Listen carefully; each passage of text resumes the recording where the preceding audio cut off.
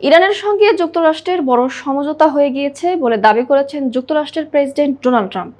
চলতি সপ্তাহের শেষেই এই চুক্তি স্বাক্ষর হতে পারে বলে জানান তিনি। গতকাল বৃহস্পতিবার যুক্তরাষ্ট্রের প্রেসিডেন্টের দপ্তর ওভাল অফিসে সাংবাদিকদের সঙ্গে মতবিনিময়কালে প্রেসিডেন্ট ট্রাম্প বলেন, আমরা ইরানের সঙ্গে একটি বড় সমঝোতায় পৌঁছাতে পেরেছি। এই সমঝোতা একটা শান্তি চুক্তি স্বাক্ষরের পথে আমাদের নিয়ে যাবে। তবে মার্কিন প্রেসিডেন্টের এই দাবিকে নিছক কল্পনা বলে উড়িয়ে দিয়েছে ইরানের পররাষ্ট্র মন্ত্রণালয়। ইরানের রাষ্ট্রায়ত্ত সংবাদ মাধ্যম ইরনাকে দেওয়া এক সাক্ষাৎকারে বাঘাইয়ে বলেন, একদম শুরু থেকে আলোচনার অবস্থা আমাদের কাছে স্পষ্ট ছিল এবং চুক্তির খসড়ার একটি বড় অংশ চূড়ান্ত হয়ে গিয়েছিল। কিন্তু যুক্তরাষ্ট্রের বিভিন্ন পদক্ষেপের কারণে কূটনৈতিক প্রক্রিয়া অগ্রসর হওয়ার পরিবর্তে বাধাগ্রস্ত হচ্ছে।